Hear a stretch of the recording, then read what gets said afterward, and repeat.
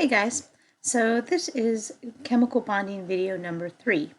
We are now going to be talking about ionic compounds that have something called a polyatomic ion. Alright, you've probably heard these things before, but you may not have ever seen them or vice versa. So I'm going to go into a little bit of detail of what they are first, then we're going to put them together. The most important thing that you have to remember is ionic compounds are coming together because of charges. Alright, so you have normally, in the ones we did before, you had the metal coming together with a non-metal, right? Metals always give, non-metals always take, and when they come together, they form a compound. Alright, and notice the charges are so important. Okay, now instead of having just a non-metal in the second position, we're going to start putting something like this, which is a polyatomic ion. So we'll start with the first one because it's the easiest since it's a -1 charge, and there's not a lot of stuff to it. So if I did this one, and I still kept the metal in the first position, and I brought over the OH, notice a +1 and a -1, that cancels out again, just like we did before. And so your formula is literally just NaOH. And we'll talk about what the name of this is in a minute for those of you that don't know. And then you just keep continuing down, just like that, throughout this list to make sure that you understand how to put them together. Of course, charges are super important.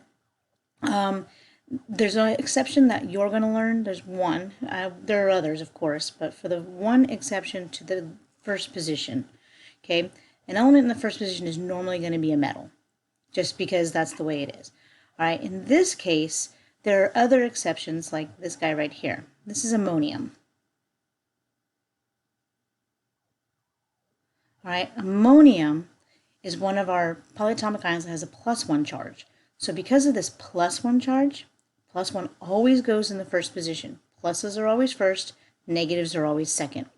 So if that were the case, we would write NH4, the +1 charge, and then whatever you want to write in the second position. So, and you could even write chlorine, right? Of course. You could put chlorine here, you could put fluorine, you could put bromine, anything, oxygen, so ammonium oxide, anything like that. And in this case, you could also do 2 polyatomic ions. You could do NH4 and OH, NH4 and NO3, so forth and so forth. All right, and so when we do this, as always, the most important thing is to continue to look at those charges. Make sure they cancel out. If they do, you literally just rewrite everything the way it looks. All right, and then we'll name it. And right now, we're going to learn that OH, for those of you who don't know, is hydroxide. Hydroxide. All right, so you have ammonium hydroxide, and that's how you name these. They're really, really easy. Don't let this get any harder. You don't change the ending to IDE. In this case, he already is an IDE. Just let it go. It's confusing. Normally speaking, IDE endings come just from one element on the periodic table, like a nonmetal. But with hydroxide and cyanide and a few other examples, they have IDE endings. Just let it go. All right, so I'm going to stop for a second. I'm going to erase this. Actually, no need to stop. Let's just keep going. Let's keep rolling with the punches. All right, so let's name these guys over here on the side so that you know what they are, and then we'll be able to understand what we're talking about. All right, so that's hydroxide. NO3 with a -1 charge is nitrate. So when some of you guys were naming stuff and you had a nitrogen in the end and you kept wanting to say nitrate, that's why. There is something called nitrate, but it's a polyatomic ion with oxygen. All right, and then this one, notice it starts with C. So it's going to start with a C, of course. So that's carbonate. So carbonate. All right, and this starts with sulfur. So that's sulfate. Sorry, that was a little far away. All right, and then you have this one. So obviously, good guess, phosphate. All right, so now we have these are very, very common polyatomic ions. We have all different kinds of versions of these guys. You might hear a lot of sulfite or phosphite. That would only be if this was SO3 with a -2 and PO3 with a -3. Okay, that would be sulfite, and that would be phosphite. ITE endings, 1 less oxygen than an 8. just for all intents and purposes right now, I'm going to give you a list of this so that you don't have to memorize these. Normally in class, when you're in school, you would have had to memorize these. So an ionic compound with a polyatomic ion. Here we go. So I'm going to just put a normal metal in the front. Okay, so let's do magnesium. And then let's do nitrate. Okay, so magnesium nitrate. So if I'm going to do magnesium nitrate, I'm going to obviously do Mg. You're going to have to go to the periodic table because we're still doing charges. Look and find magnesium. It's a +2 charge. So magnesium's a +2. And then we're going to write nitrate. Nitrate. NO3 with a -1. Now, in the beginning, this is what I tell a lot of my students to do, especially with polyatomics. If you feel more comfortable putting these guys into parentheses, I'll just draw it. Okay, you can put these guys in parentheses just so that you know that all of that is attached. That 3 is part of the N and the O. They all go together, one package. Now, granted, you won't need these parentheses in some of the some of the formulas, but I'll show you how to do that later. So for right now, there's Mg, there's NO3. Now, what do you have to do? Well, we're checking charges. So we know that a +2 and a -1, those do not equal 0. Remember, this either has to be a -1 or this has to be a +2 for those to actually cancel. So when they don't cancel, we do exactly what we did before, is we crisscross the numbers. There goes the 1, there goes the 2. Now notice when you have the parentheses, you actually have NO3 parentheses 2, which implies that you have 2 of these pieces, which is super important because if you wrote it like this, NO3 2, it looks like you have NO32s, and that's not possible. There's no such, well, I mean, you can have 32 NOs, but in this case, that is not nitrate. Nitrate is NO3, and that 2 goes on the outside of the parentheses to symbolize that you have 2 -1s to cancel out 1 +2. All right, so when it's all said and done, and you write it, as we all know, get rid of all of the top stuff and make it look nice and pretty, and it's going to be Mg, and then if you want, or actually you have to in this case, NO3, 2. So there's your magnesium nitrate. Okay? Make sure that you are sending me messages if this doesn't make sense, because that's important. I need to know where you are and what you do and do not understand. All right, so let's do another one. Let's try, I'm going to stick with magnesium, okay? Let's do Mg, and then let's just move down the row to, let's say, carbonate, okay? So I'm just going to write them now because it's easier. So if I have magnesium carbonate, so CO3 with a -2. Now again, if you want to put the parentheses at the moment, you can. All right, so we would put these imaginary lines around that, okay? Now, this one's an easy one. You guys already know it. I know you, I can hear it. I can hear it, okay? A +2 and a -2. That equals 0. So because those charges equal 0, you're done. There's your formula. It's MgCO3. When it's all said and done, MgCO3. Notice I dropped the parentheses. There's no need for them. And then you literally just name it magnesium carbonate. And that's how easy naming with polyatomics and writing polyatomic ions is. It's just the hardest part is knowing what a polyatomic ion is. And you're going to have a chart for that, so you just look it up.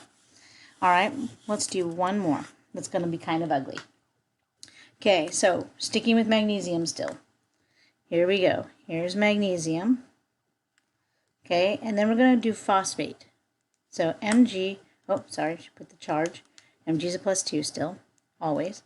All right, and then phosphate. So PO4 with a -3. -3. Now, I'm going to put the parentheses around the whole thing. Okay? So Mg is a +2, PO4 is a -3. When these guys come together, that clearly does not equal 0. +2 and a -3 is not canceling. So we crisscross those numbers, just like before. which means that the 3 comes down here, the 2 comes down here. Remember, don't bring the charge, just bring the number. Okay, because everything on the bottom has to stay positive. You can't have a negative magnesium. That means you have, not only do you not have it, you have less of it. All right, so, and then if you wanted to look at the numbers for my math people, remember 3 times a positive 2 is a positive 6.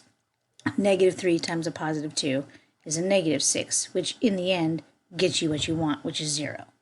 All right, so ignore all that. This is how you would write this formula, and then you would just name it the way it is. So magnesium, and then PO4 is phosphate. You're going to like polyatomic ion naming because it's really just that simple. It's the metal and then the polyatomic.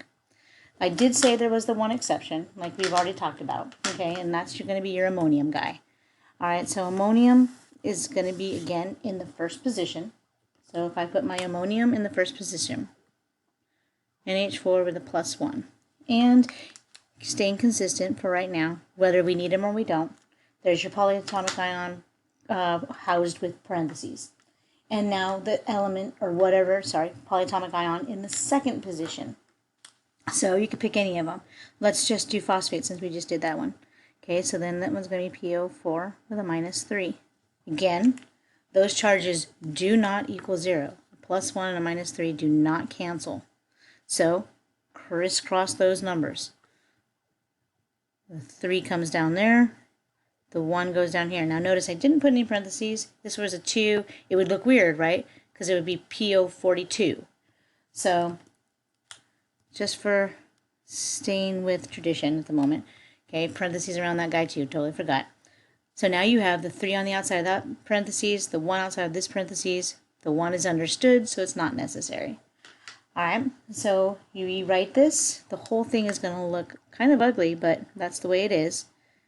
NH4, 3, PO4. All right, so there's your full answer. And again, first position, second position. So you name that whole thing ammonium, and that whole thing is phosphate. All right, I'm going to do one last kind just to show you how to bring in a polyatomic. Okay, so here we go. Actually, I lied. You know I lie a lot. Okay, let's do 2 more. Let's do a regular polyatomic, and then let's do a one with a guy in the valley, a transition metal. All right, so let's do calcium phosphate, and let's do, how about tin 4 carbonate. And I'm going to put a little thing next to this one. That one's going to be interesting. All right, so let's start with our first guy, calcium phosphate. So that's when you would then go to the periodic table and you would look to find out what calcium is, what its charge is, all that kind of good stuff. We already have phosphate because it's over here.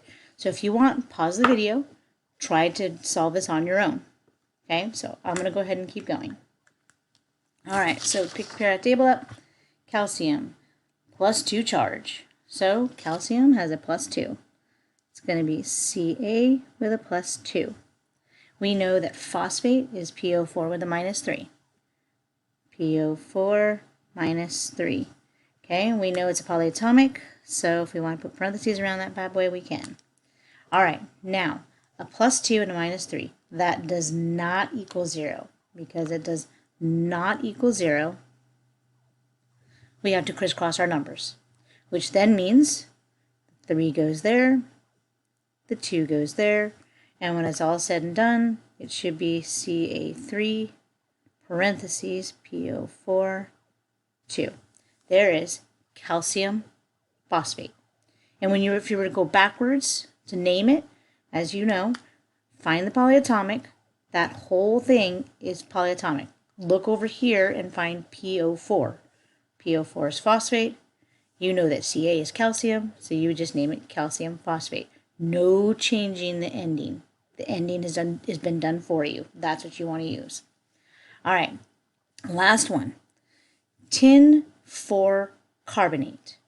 Okay, so we all know that tin is here in this area. Okay, but remember, it's a post-transition element. Okay, it's still a transition element because it's considered transitioning from a charge to another charge. Notice on my periodic table, if you look, tin's charges are a +4 and +2 and technically a -4. Again, he's in carbon's family, and because he's in carbon's family, like a game board, you can go forward 4 and gain electrons to become a noble gas, or you can go backwards 4, lose electrons and become a noble gas.